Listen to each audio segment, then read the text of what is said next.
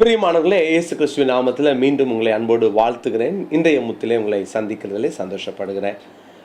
ஒவ்வொரு நாளும் இந்த செய்தியில் நீங்கள் அநேகர் வாழ்க்கைக்கு பிரயோஜனமாக இருக்கணும் அப்படின்ற ஒரு பெரிய தரிசனத்தோடு ஜெபத்தோடு நாங்கள் வழங்கி வருகிறோம். நீங்கள் ஆண்டவருக்காக வாழணும். எனவே நிறைய பேருக்கு இதை அறிமுகப்படுத்துங்க. நீங்களும் இந்த வசனங்களை அபியாசப்படுத்துங்க. சீஷன், இந்த சபையினுடைய தேவை சீஷத்துவம். உலகத்துக்கும் இந்த சீஷனுக்கும் ஒரு பெரிய இடைவெளி எப்பவுமே இருக்கணும் அப்படின்றத நம்ம தொடர்ந்து தியானிச்சுக்கிட்டே இருக்கிறோம். அதில் குறிப்பாக இயேசு சொன்னார், நான் உலகத்தான் அல்ல, எனவே இவங்களையும் உலகத்திலேருந்து காப்பாற்றுங்க, தீமைக்கு காப்பாற்றுங்க அப்படின்னு சொன்னார். உலகம் சீஷனை எந்தெந்த விதத்துலலாம் பாதித்து சீஷத்துவத்தெல்லாம் கெடுக்குது அப்படின்றத நம்ம தியானிச்சுட்டே இருக்கிறோம். அதில் உலக ஸ்நேகம் ஒரு சீஷனுடைய தகுதியை கெடுக்கிறது அப்படின்னு பார்த்தோம். உலக கவலைகள் ஒரு சீஷனுடைய தகுதியை அது கெடுக்கிறது என்பதை நாம் பார்த்தோம். தொடர்ந்து இன்னைக்கு நம்ம இன்னொரு காரியத்தை பார்க்க போகிறோம். கொலோசியருக்கு எழுதின நிருபம் 2ஆம் அதிகாரம் 20வது வசனம். நீங்கள் கிறிஸ்துவுடனே கூட உலகத்தின் வழிபாடுகளுக்கு மரித்ததுண்டானால் இன்னும் உலக வழக்கத்தின்படி பிழைக்கிறவர்கள் போல மனுஷனுடைய கற்பனைகளின்படியும் போதனைகளின்படியும் நடந்து தொடாதே, ருசி பாராதே, தீண்டாதே என்கிற கட்டளைகளுக்கு உட்படுகிறது என்ன? இவையெல்லாம் அனுபவிக்கிறதுனால் அழிந்து போகுமே. இங்கு ஒரு குறிப்பிட்ட காரியத்தை அப்போஸ்தலனாகிய பவுல் கொலோசியருக்கு நிருபத்திலே சொல்லுகிறார். அந்த 20வது வசனத்தை நீங்கள் பாருங்கள். இன்னும் உலக வழக்கத்தின்படி பிழைக்கிறோம் இல்லையா? ஏன்னா கிறிஸ்து கூட உலகத்தின் வழிபாடுகளுக்கு நாம் மறித்து விட்டோம். உலகத்தினுடைய வழிபாடுகள், உலகத்தினுடைய சில முறைமைகள், சில வழக்கங்கள் அங்கே இருக்குது. அது என்ன செய்யும்? ஒரு சீஷனை அது பாதிக்கிறது.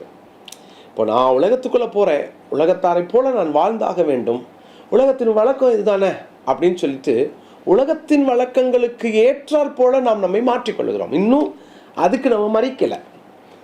நம்ம கிறிஸ்துவை ஏற்றுக்கொள்வதற்கு முன்பாக உலக வழிபாடுகளோடு கூட கலந்திருக்கலாம், கலப்படமாக இருக்கலாம்.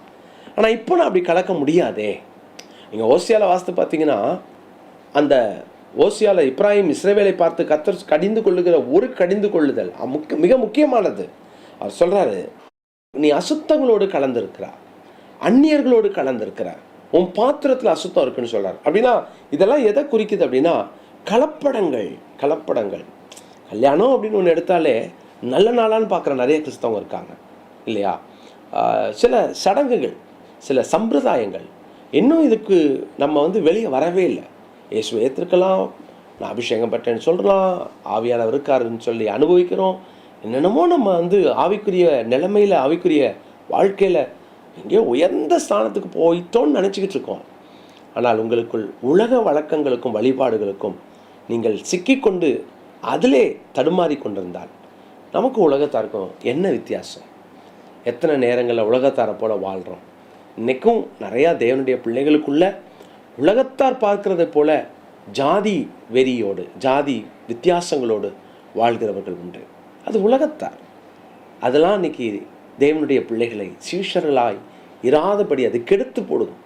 நீங்கள் ஆண்டவரை பின்பற்ற துவங்கிட்டீங்களா? எக்காரணத்தை கொண்டோம் உலகத்தாருடைய பார்வை வேறு, உங்கள் பார்வை வேறு. ஒருவனை உயர்த்தியோ ஒருத்தனை தாழ்த்தியோ நீங்கள் பார்ப்பீர்கள் என்றால் நிச்சயம் சொல்லுகிறேன், அது கேடு என்று சொல்கிறேன். செய்யாதீங்க.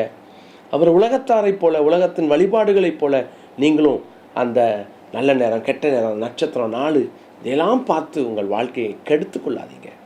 தேவனுடைய பிள்ளைகளை இதெல்லாம் நம்முடைய நல்ல தகுதிகளை கெடுத்துவிடும். சிலர்லாம் பேப்பர் எடுத்த உடனே அந்த பேப்பரில் அந்த அதிர்ஷ்டம் பார்க்குறவங்க உண்டு, அந்த பேப்பரில் நாள் நட்சத்திரம் பார்க்குறவங்க உண்டு. செய்யாதீங்க.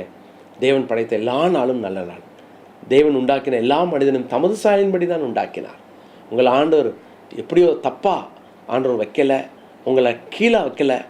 நீங்கள் எல்லாரும் தேவனால் படைக்கப்பட்டவர்கள். நாம் எல்லாரும் அப்படி தான். எனவே உலகத்தார் பேசலாம், உலகத்தார் செய்யலாம், உலகத்தார் எப்படி வேணால் வாழலாம், நான் அப்படி வாழ மாட்டேன்ற உணர்வோடு அந்த நல்ல வாழ்க்கை வாழ அர்ப்பணிக்கலாமா? நல்ல தகப்பனே, இன்றைக்கும் இந்த வசனத்தை கேட்கிற நம்முடைய பிள்ளைகளுக்காக ஜெபிக்கிறேன். நாங்கள் எந்த காரணத்தை கொண்டோம் உலகத்தின் வழக்கங்களுக்கும் வழிபாடுகளுக்கும் நாங்கள் துணை போய் விடாதபடி காத்துக்கொள்ளும். நாங்கள் அது பழகிருச்சு, எங்கள் பழக்கம், எங்கள் கலாச்சாரம்னு சொல்லி நாங்கள் எந்த விதத்திலும் உம்மை துக்கப்படுத்திடக்கூடாது. நாங்கள் சரியாய், ஒழுக்கமாய், சீஷத்துவத்தினுடைய தகுதிகளை காத்து கொண்டவர்களாய் வாழ எங்களுக்கு கிருபை பாராட்டும். ஆண்டவரே உம்முடைய நாமம் தொடர்ந்து உம்முடைய பிள்ளைகள் மூலம் மகிமைப்படட்டும். இயேசு கிறிஸ்துவின் மூலம் ஜெபிக்கிறோம் நல்ல பிதாவே, ஆமென். அன்பு சகோதர சகோதரிகளே, ஆண்டவராகிய இயேசு கிறிஸ்துவின் நாமத்தில் என் அன்பின் வாழ்த்துக்கள்.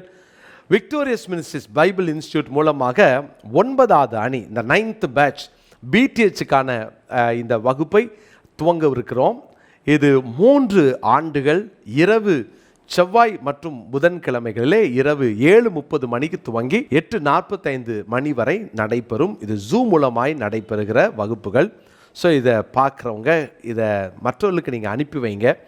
இது அநேகர் இதன் மூலமாய் பயன்பெற்று கர்த்தருடைய கிருபையினாலே 8 அணியினர் இதில் படித்து சிலர் படித்து முடித்து பட்டம் பெற்றிருக்கிறாங்க. இன்னொரு நல்ல செய்தியை சொல்லுகிறேன். இதோடு கூட எம்டி வகுப்புகளையும் நாங்கள் துவங்கவிருக்கிறோம். எனவே நீங்கள் இதில் கலந்து கொள்ளலாம். பிடிஹெச் 3 வருடங்கள் முடித்தவர்கள். இது 2 வருஷ கோர்ஸ் தான். இது திங்கட்கிழமை இரவும் வியாழக்கிழமை இரவும் நடைபெறும். எனவே இதில் நீங்கள் கலந்து கொண்டு படிக்கலாம். கர்த்தருடைய பிள்ளைகளை தரமான நீண்ட அனுபவம் உள்ள நல்ல ஆசிரியர்களை கொண்டு நாங்கள் நடத்தி வருகிறோம். தவறாமல் இதில் கலந்து கொள்ளுங்கள். உடனடியாக கீழே காண்கிற அந்த ஃபோன் நம்பர் மூலமாக நீங்கள் தொடர்பு கொண்டு நீங்கள் இதனுடைய அட்மினோட நீங்கள் பேசி மற்ற காரியங்களை நீங்கள் தெரிந்து கொள்ளலாம். கர்த்தருடைய பிள்ளைகளே, கர்த்தருக்கு சித்தமானால் ஆகஸ்ட் மாதம் முதல் வாரத்திலேயே கிளாஸஸ் நாங்கள் ஆரம்பிச்சிருவோம். அதனால் நீங்கள் உடனடியாக கலந்து கொள்வதற்கு உங்களை நான் உற்சாகப்படுத்துகிறேன்.